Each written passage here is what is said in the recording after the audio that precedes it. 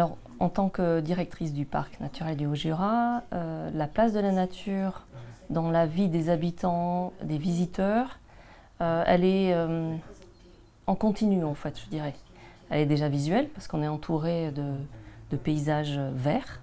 Donc c'est un territoire qui est rural, par nature, par définition. Et c'est une nature qui a vocation à être préservée, mais aussi exploitée. Donc c'est une nature vivante, praticable, mais pour certaines fois, il faut porter attention à ne pas être dans la nature au mauvais moment. Voilà, lorsqu'il y a des zones de reproduction, des périodes de reproduction, ben, il faut être respectueux de ce rythme-là. Donc c'est une attention à porter, en tous les cas, pour la nature et pour le bien-être de la nature humaine aussi.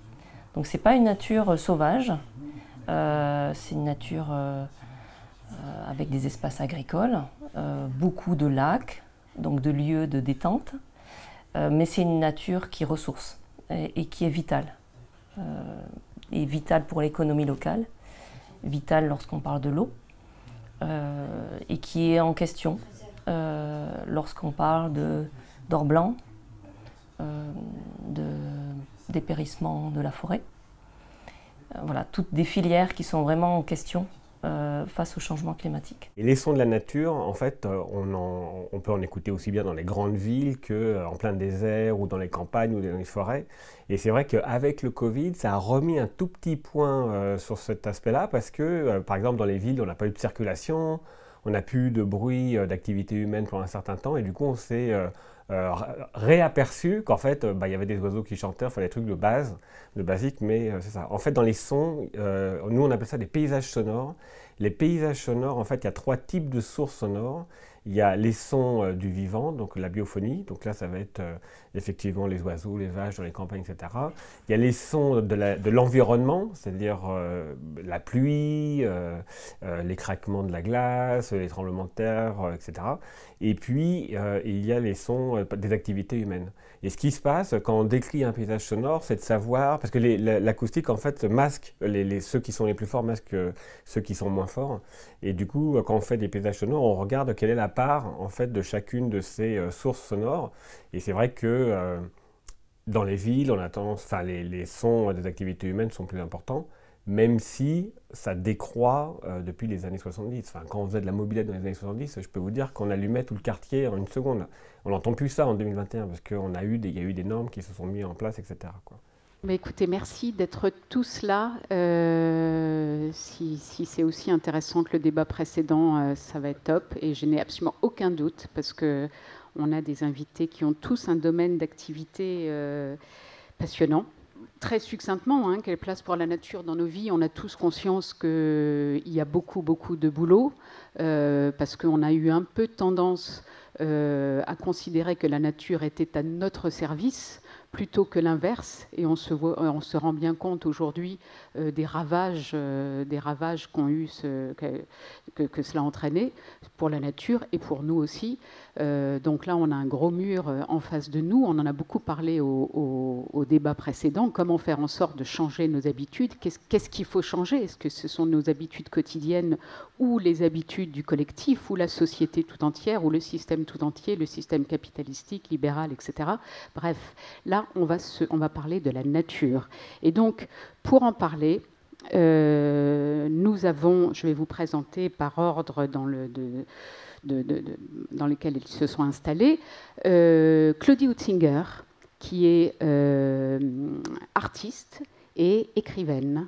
Je ne sais pas si, vous avez sûrement dû entendre parler, si ce n'est lu, son dernier livre, Les Grands Cerfs, qu'elle a publié chez Grasset, qui a reçu le prix décembre 2019, mais elle a écrit aussi La Survivance, un roman qui parlait d'un infirmier qui la nuit, en dehors de son boulot, allait voir les cerfs. Non. Allez-y, prenez votre Les Grands Cerfs, c'est ça. Oui. Ah, c'est Les Grands Cerfs, ça. Et La Survivance, alors c'était quoi? C'est un couple de libraires D'accord. qui est quasiment obligé de rejoindre une ruine en montagne et d'y vivre. Très bien. Bon, on voit qu'on est toujours dans la nature. À mes côtés, Béatrice Néel, directrice du Parc national régional du Haut-Jura. Donc vous allez nous raconter concrètement ce qu'est un parc national et surtout pourquoi c'est important d'avoir des parcs régionaux, à quoi sert un parc régional et quel est votre boulot quotidien. Ça nous intéresse parce que finalement on connaît assez peu ce boulot. À mes côtés, Olivier Adam. Alors, ceux qui étaient au débat précédent, j'ai fait un petit roulement de tambour sur Olivier Adam parce que j'adore sa spécialité. Il est spécialiste des sons émis par les cétacés. Voilà, donc ça fait vraiment rêver. Et entre les cerfs et les cétacés, je pense qu'on ne va pas s'ennuyer. Et enfin, David Le Breton, anthropologue et sociologue, qui nous invite à ralentir, observer et écouter. Voilà, c'est l'intitulé de votre définition, ça fait envie. Donc vous allez nous raconter comment vous nous invitez à faire tout ça. Alors moi je me disais que c'était peut-être pas mal de démarrer par le concret, le terrain, et donc avec Béatrice Néel. Et chacun, je vais vous dire comment on va procéder, chacun va parler environ pas plus de 5 minutes à peu près pour se présenter ce qu'il fait et pourquoi c'est important. Et ensuite peut-être qu'un débat va s'engager entre eux ou entre nous. Et puis surtout, moi je voudrais qu'on garde du temps pour vous, hein, pour que vous puissiez réagir, poser des questions, etc. Voilà. Donc, Béatrice, racontez-nous en quoi consiste votre boulot et pourquoi la notion de parc régional est importante. Quand on est dans le parc, qu'on y visite ou qu'on y vit, on est dans la nature. Donc on n'est pas a besoin de se reconnecter puisqu'on est au milieu. Dès que vous sortez, dès que vous bougez, vous avez du vert, du gris, du blanc. Voilà, vous avez une palette de couleurs qui change selon les saisons. Vous ressentez le froid. Vous êtes obligé de ralentir compte tenu du relief ou justement des risques que l'on pourrait prendre sur les routes. Et puis vous êtes aussi dans une nature qui est exploitée puis qui donne beaucoup de richesses avec des produits d'excellence. Donc il y a la filière Comté qui est renommée, il y a le bleu de Gex et un certain nombre de labels, et ça va toucher aussi la forêt. Et tous les acteurs font en sorte de prendre plus soin de la nature. Donc il y a vraiment une façon de travailler qui est dans l'ADN de chaque décideur, même si effectivement il faut être vigilant parce qu'il y a une pression très forte pour la rentabilité. Ouais. Donc cette notion de conciliation d'usage, elle est extrêmement difficile. Parce qu'à partir du moment où l'économie est intégrée dans le fonctionnement, elle doit être intégrée. Voilà, c'est ça, c'est intégrer, dialoguer avec, et puis considérer que on peut quand même, ou on peut tout de même. Vous voyez, dès qu'on dit ça, c'est un frein. Donc c'est dedans, avec et en même temps. Mais le rythme s'accélérant, il y a des phénomènes de perte de biodiversité, de perte de richesse, qui sont nettement plus marqués ces dernières années que depuis la création du parc en 1986. Nous, quand on nomme la nature, quand on nomme l'environnement, on fait de la séparation, on fait de la distinction. Et je vous rappelle d'ailleurs que dans nos propres sociétés, ce sont des distinctions extrêmement récentes, parce que l'Antiquité, par exemple, ne fait absolument pas. Regardez les dieux grecs qui changent, qui peuvent devenir des animaux, qui se métamorphosent, etc. Il n'y a absolument pas un sentiment de distinction, de séparation. Et pendant très longtemps, dans nos propres sociétés, ça va fonctionner de cette manière. Parce que, par exemple, un historien comme Lucien Febvre rappelle, ça nous rappelle aussi certains souvenirs d'école quand on était tout petit, rappelle cet univers médiéval où il y a des arbres qui parlent, où il y a des rochers qui se transforment en animaux, etc. Donc il n'y a pas du tout ces ruptures ontologiques, ces ruptures ontologiques que nous connaissons dans nos sociétés, qui font que l'animal est fondamentalement autre, la nature est fondamentalement autre, et puis il y aurait l'humanité triomphante, dont Descartes dit d'ailleurs au XVIIe, début du XVIIe, que nous en sommes les maîtres et possesseurs. Et là, tout est dit pour moi dans cette formule de Descartes. Nous devenons maîtres et possesseurs de la nature, c'est-à-dire que nous n'avons absolument plus aucun rapport ontologique, où nous ne sommes plus dans la nature, nous ne sommes plus immergés en elle, elle est devant nous et il faut la faire fructifier, la rendre rentable, etc. Mais c'est le commencement de la fin. C'est l'apparition des villes aussi, puis des... Oui, ça c'était plus ancien, parce que même l'apparition des villes au Moyen-Âge n'empêche pas ce sentiment. Rappelez-vous qu'on juge des animaux quand même. Hein. C'est ce qui montre que le statut de l'animal s'est profondément dégradé, mais c'est très récent. Au Moyen-Âge, vous le on datez juge à des quand chiens alors, qui ont... cette séparation entre... C'est un changement insensible, il n'y a pas une date précise. Mais encore à la fin du Moyen-Âge, on juge des chiens, on juge des porcs qui ont attaqué des humains, etc. On leur donne donc une dignité, on leur donne une valeur qui d'ailleurs est celle de la création, entre guillemets. Hein. Dans un univers marqué par le christianisme, on est dans ce sentiment qu'il n'y a pas une différence majeure entre l'animal et l'humain, mais aussi avec l'arbre, avec la forêt, etc. Il y avait plein de dieux dans les forêts. C'était le problème du christianisme primitif. C'est le christianisme populaire, en quelque sorte, avec les dieux lards hein, qui étaient dans les maisons, etc. Les génies des lieux, bon, plein de choses comme ça. Ça, je pense que le XVIIe est vraiment le moment où on entre dans un monde d'arraisonnement, on pourrait dire, hein, dans les deux sens du terme. Sous l'égide du rationnel, de la rationalité, de la rentabilisation du monde environnant, et puis en même temps, donc on arraisonne, on contrôle, on maîtrise, etc. Bon, ça va fonctionner à peu près pendant des siècles, et puis là, on est vers le commencement de la fin de cet univers. Aujourd'hui, quoi, en 2021, vous allez devant un arbre et vous êtes émerveillé. Hein. C'est le même émerveillement qu'il y avait au XVe siècle ou au XIIe siècle ou à l'Antiquité. C'est toujours un truc assez fou, quoi. Et donc voilà. Alors, par contre, donc on va voir les cétacés, sauf que comment on fait et comment on fait pour les respecter, quoi. Et en fait, toutes nos activités humaines ont un impact. D'accord ? Toutes les activités humaines qu'on fait ont un impact. Et donc l'idée, c'est de se dire, ok, on va regarder, on va observer quels sont les impacts de ces activités. On va les classer. Il y en a qui sont hyper impactantes, et puis il y en a d'autres qui le sont moins. Mais de toute façon, il y aura un impact. Et donc là, en 2021, on n'est pas dans une démarche d'arrêter les activités humaines, parce que je veux dire, on n'est quand même pas fou. Par contre, on est là pour diminuer leur impact. C'est-à-dire qu'on fait un état, on dit, voilà, bon, bah là, on est à, je sais pas, à 50% d'impact. Et ben l'année prochaine, on va mettre des indicateurs en place. L'année prochaine, on sera à 49%. Et là, on va aller on va essayer de diminuer notre impact, probablement pas en arrivant à l'impact zéro, mais en tous les cas, en étant conscient et en diminuant. Là, par exemple, il y a un travail sur la pollution sonore dans les océans. D'accord ? Et la France est moteur au niveau européen depuis au moins 2017. Ils ont fait une déclaration à l'ONU sur la pollution sonore avec l'idée que la marine marchande, qui prend 98% de tous les produits que vous consommez, passe par la machine marchande, enfin ceux qui viennent de l'extérieur, évidemment. Et donc, ils voulaient réduire, enfin, ils veulent réduire le bruit des supertankers et des tankers, et que ça c'est une bonne volonté, quoi. Et donc ça c'est depuis 2017. Bon, là on est en 2021 et on se dit voilà, et la France avance, mais elle avance très bien. Et là on parle d'une régulation pour 2030. Ah oui. Ouais, donc on voit que le temps il est lent, mais on est obligé de faire ça parce que de contraindre. Enfin, moi, je justifie pas le système capitaliste. Il y a le système capitaliste, il y a plein de choses à apporter, à modifier, à travailler. Et les économistes, d'ailleurs, je suis surpris qu'il n'y ait pas un économiste, par exemple, aujourd'hui, ou même un représentant d'une grande entreprise qui serait accusé de pollution ou quelque chose, juste pour qu'il donne un point de vue différent. Mais un économiste, moi, pour moi, c'est la clé du truc. Fois. Bah oui, parce que ce qui va se passer, c'est que là, actuellement, quand on achète une baguette de pain, on achète au prix de ce qu'on... Enfin, il y a un prix minimum des ingrédients dedans, puis après un prix de travail. Il y a forcément un prix écologique qu'il faut rajouter à un moment donné. On sait que ça va coûter plus cher, mais vu que tout le monde va le faire,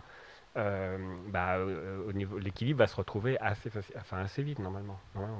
Là où nous nous étions installés, c'était des friches, un lieu en friche, abandonné, exode rural, les seuls disponibles, les plus difficiles, que nous avions pu acquérir en 1965, avec l'aide de la SAFER. Et nous nous sommes aperçus que nous n'étions pas venus seuls dans les années 70, dans cet endroit-là, à la lisière de la forêt et à la lisière des pâturages, une sorte d'interstice entre le sauvage et entre les villages, entre le monde des cerfs, des renards, des blaireaux des forêts, des oiseaux, et le monde des grands pâturages et prés de fauche. Nous n'étions pas venus seuls, nous étions venus avec les cerfs. Et nous n'étions pas venus seulement avec les cerfs, mais avec tout le désastre du monde qui s'est approché, avec l'appauvrissement qui nous a également cernés, moins de papillons, moins d'oiseaux, la pollution des forêts, bien sûr, les pluies acides. Donc, à partir de là, à partir des années 2010, je me suis entièrement orientée vers une autre approche du monde, mais qui finalement n'est pas, je ne pense pas que ce soit tellement différent d'une approche artistique. Les Chinois ont toujours lié ensemble la poésie et la peinture. Les peintures étaient accompagnées de poésie. Je me suis intéressée, après, je dirais, l'émerveillement et l'observation et la découverte des sciences, des leçons de choses qui nous entouraient. Je me suis intéressée de façon différente. Je me suis intéressée par l'écriture. Et quelle est la place pour la nature dans ma vie? Quelle est la place de la nature dans mon travail? Je dirais que c'est la même. Et c'est la même parce que petit à petit, j'ai senti que je me métamorphosais. Que apparemment j'ai l'air d'être une personne humaine, avec des sabots noirs, des chaussettes rouges et une chemise verte. Mais si on pouvait me radiographier, on verrait que je suis entièrement habitée par tout ce qui m'entoure, que je suis peuplée par ce qui m'entoure, que je suis peuplée de nuages, de renards, d'insectes, d'oiseaux, d'arbres, parce que je les vois à longueur de journée, parce qu'ils m'entourent, parce que je les observe. Il y a vraiment un souhait de rester extrêmement ancré, en lien avec le rythme, à ce que peut produire la Terre, et vraiment une compréhension sur cette ressource et cette préservation, et faire attention à tout ce qui était les fondamentaux de la production agricole, hein, laisser la terre au repos, revenir après, diversifier, ça c'est le b.a.-ba de ce qu'est l'agriculture fondamentale en fait. Et ça lui rapporte pas beaucoup, il travaille sur les huiles essentielles en allant chercher les bourgeons dans les forêts. Idem sur le miel, qui est beaucoup décrié. Mais il y a des producteurs qui sont à ce rythme-là. Et une des réponses qui est apportée, c'est la demande des habitants en termes d'alimentation. Donc ça se fait partout, mais ça se fait aussi dans des territoires mais ils sont très minoritaires, moins urbains. Ils sont malheureusement, c'est une petite minorité. Il y a vraiment... voilà, on va sur le marché, on fait attention à acheter du très local, très proche. Et il y a une marque Parc, qui donne un label. Et ça peut, c'est forcément les produits de la terre, mais c'est les services, les hébergeurs. Et ça, c'est un des moyens de relier la qualité, l'excellence et la proximité. La marque Parc, vous avez un hébergeur, s'il est labellisé, il y a une intégrité dans sa fonction de fonctionner, dans sa façon d'accueillir et dans les produits qu'il va donner à déguster, à offrir aux visiteurs. Donc voilà, il y a des réponses qui se font à l'échelle de Parc. J'échangerai avec mon collègue du Ballon des Vosges. Mais effectivement, sur le Haut-Jura, il y a des espaces plus petits. Mais j'ai eu la même réflexion sur la perte visuelle dans les prairies. Mais on a des indicateurs pour rejoindre de biodiversité, pour mesurer qu'effectivement, le papillon, l'azur, les espèces protégées, on les suit attentivement, ces indicateurs-là de qualité, de biodiversité. En fait, moi je l'entends pour les océans, j'entends toujours ce discours de dire que il y a, par exemple pour les pêcheries, le problème c'est que les outils qu'ils utilisent sont pas adaptés, mais ça fait 60 ans qu'on l'entend. Donc c'est pas comme si c'était un scoop. Et quand on discute avec, des pêcheurs ou des gens qui sont autour des pêcheurs, bah, c'est toujours la même chose, ça va prendre du temps, il va falloir expliquer, il va falloir qu'on trouve des nouveaux moyens, des choses, etc. etc. Mais le point, c'était de dire que si on mettait l'économie à la base de l'éducation, tu vois, faire l'économie dès le CM2, tu vois, ou le CM1, parce qu'en fait, on a inventé un système capitaliste où on nous a fait croire dans les années 60-70 que c'était le libéralisme, alors que non, en fait, on est dans un système de régulation. Maintenant, il n'y a plus un objet qui n'a pas été soumis à une régulation économique. Si on prend une voiture, c'est juste incroyable le nombre d'obligations qu'il y a sur ça. Il n'y a aucune raison que l'écologie ou l'environnement n'en fasse pas partie. D'ailleurs, il y a des pôles échappements spéciaux, etc., etc. Alors pour les océans, c'est plus compliqué parce que, bon, il y a deux choses, mais ce que je veux dire, c'est que pour répondre à votre question, c'est que je pense que c'est des politiques de prendre des décisions de régulation et, et puis s'ils ne veulent pas le faire ou s'ils sont trop timides ou si les régulations ne sont pas assez rapides ou autres, enfin qu'importe, on peut trouver 50 000 excuses, mettez l'économie dès le CE1 ou le CE2 parce qu'en fait c'est des choses qui sont extrêmement simples quand on discute avec des agriculteurs par exemple, ils ne veulent pas détruire leur truc, ils ne disent pas moi j'ai envie de détruire la terre et j'ai envie que tout le monde meure demain matin, enfin je veux dire, moi j'ai jamais vu même un pêcheur qui ne dit pas ça quoi. Ils sont quand même sensibles, c'est leur métier, ils sont sensibles à l'environnement. Il faudrait déjà mettre l'environnement très voilà, mais tôt, sauf qu'ils ont fait très zéro tôt économie. à la maternelle. Moi je leur dis, mais Ouais. vous, votre but c'est de faire de l'argent. Enfin, en tous les cas, c'est pas de perdre 50% de vos revenus. Ça se comprendrait. Enfin, je veux dire, n'importe qui n'a pas envie de travailler plus pour gagner moins. Enfin, déjà qu'on travaille plus pour gagner pareil, c'est déjà énorme. Et donc, je dis, faites de l'économie, parce que si jamais vous rajoutez des régulations sur votre activité économique, vous allez gagner plus d'argent. Donc, acceptez la régulation. On n'a jamais vu une régulation qui a fait perdre de l'argent à quelqu'un. Bonjour, alors moi je fais une remarque du coup sur les paysages, ça m'a marqué quand vous avez dit les paysages urbains, ça se travaille, et c'est effectivement, c'est vrai, ça se travaille, mais pour moi c'est une forme de rupture avec la nature. La nature est de plus en plus remplacée par des images de nature, qui sont des paysages façonnés de main d'homme, et qui de fait ne sont pas la nature.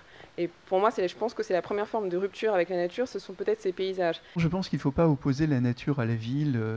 Évidemment, les villes sont très différentes les unes des autres. Il y a des villes, Besançon par exemple, est une ville extrêmement agréable, on a un grand bonheur d'y marcher. Mais ce n'est pas apparemment le cas de Créteil que je ne connais pas. Mais les villes sont aussi des lieux d'émerveillement, de bonheur, etc. Alors, il ne faut pas opposer la nature à la ville parce que c'est un peu abstrait. C'est là où on voit l'ambiguïté de ce terme nature dans le vocabulaire de la langue française. Cette vision du monde un peu mutilante d'une certaine manière. On est dans le monde et il y a aussi quelque part de la nature entre guillemets dans la ville. Il y a un grand bonheur de marcher dans beaucoup de villes.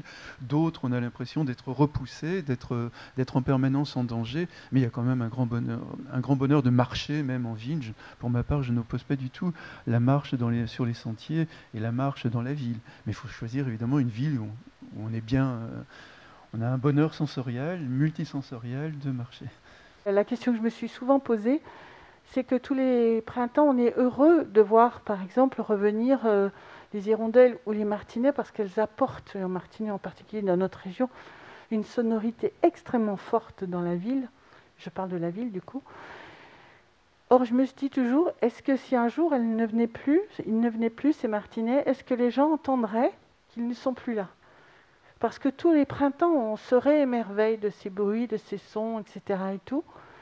Mais il faut une culture très forte pour se dire on a besoin de ça déjà, et ça fait partie de notre corps, notre vie, et que du coup c'est nécessaire que ces sons-là soient là, et que du coup il faut que la mémoire existe pour qu'on puisse s'assurer qu'elle revienne tous les printemps. Moi je retiens de ce débat qui était passionnant et qui aurait pu durer plus longtemps, attention aux frontières, aux segmentations, frontières entre parc naturel et le reste, entre la ville et la nature, attention à ça.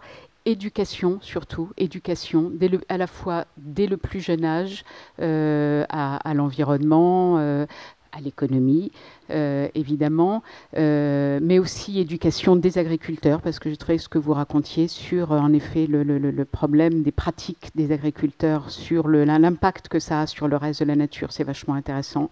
Donc c'est vrai, éducation des agriculteurs, et surtout, mais mais je garde quand même un mot de ce débat, parce que je crois que vous l'avez tous prononcé, même vous, madame, vous l'avez prononcé, c'est le mot émerveillement. Émerveillement devant un vol de martinet ou un chant de martinet, émerveillement devant la nature. Claudie Houtzinger, vous nous avez émerveillés et émus avec vos mots, qui est très beau et qui venait, on sentait, qui venait des tripes, hein, et ça fait du bien. Émerveillement du marcheur, que ce soit dans la nature ou dans la ville, et émerveillement devant l'océan et le cri des cétacés. Allez, je vais terminer avec ça, je vais me faire un petit kiff.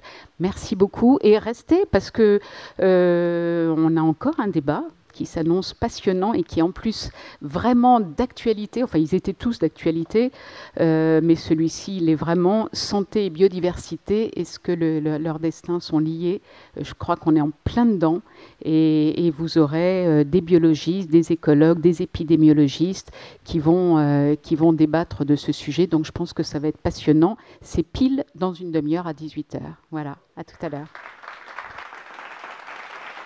En tant que sociologue, mon travail, c'est plutôt de comprendre, et puis après, peut-être, c'est aux acteurs de reprendre en main les significations qu'on arrive à mettre à jour. Encore une fois, on est dans un monde ambivalent où des intérêts extrêmement différents s'affrontent en permanence, et puis d'ailleurs les mêmes personnes qui vont revendiquer par exemple de payer moins d'impôts sont en même temps les personnes qui vont reprocher que le service public soit en train de diminuer. On est en permanence dans ces contradictions-là qui font que vraiment avoir des réponses simples est absolument impossible.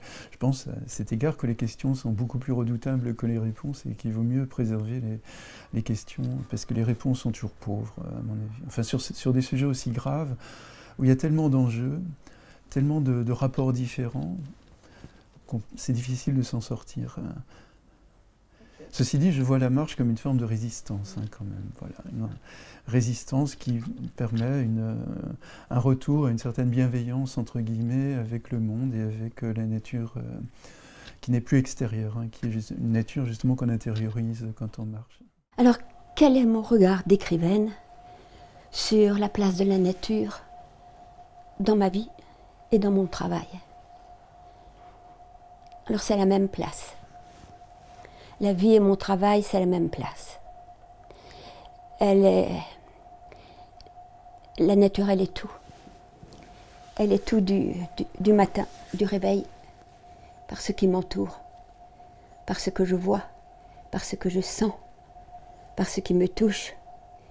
Elle est égale. Je vis en pleine nature, je vis à la limite de la forêt, dans un espace qui est une friche encore, qui est encore ensauvagé.